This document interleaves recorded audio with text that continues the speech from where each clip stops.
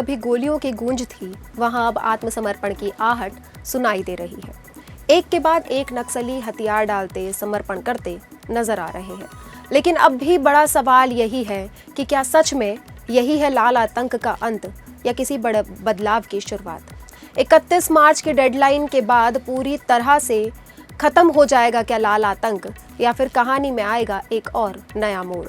नमस्कार, मैं दिव्या और आप देख रही हैं CGNN लाइव।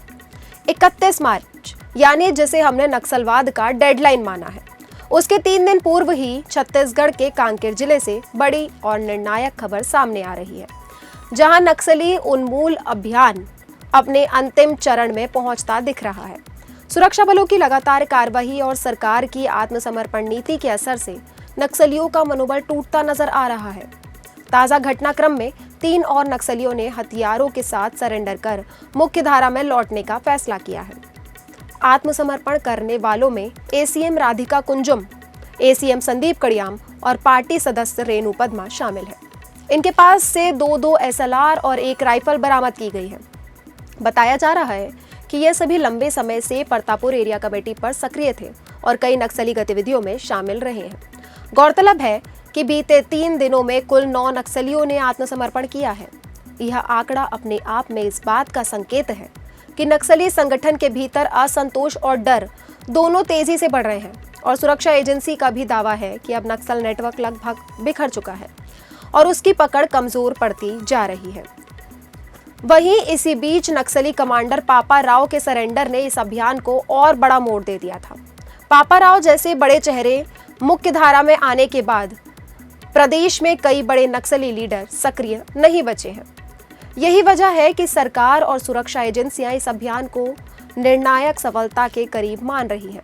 हालांकि अभी भी कांकेर जिले में करीब 15 से 17 हथियारबंद नक्सलियों के मौजूद होने की जानकारी सामने आई है, जिनकी तलाश में सुरक्षा बल लगातार जांच में जुटा है। क्योंकि बड़े नामी नक्सली आत्मसमर्पण कर मुख्य धारा में लौट चुके हैं, तो सरकार के लिए समस्याएं काफी कम हैं।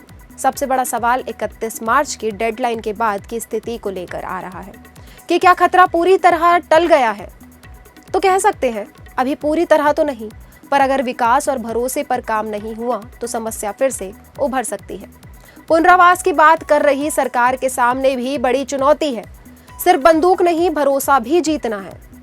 शिक्षा, रोजगार, बेहतर जीवन सुविधा, इसी से स्थायी शांति आएगी। जो नक्सली बचे हैं वह क्या करेंगे? तो सरकार के अनुसार उनके पास 3 रास्ते हैं।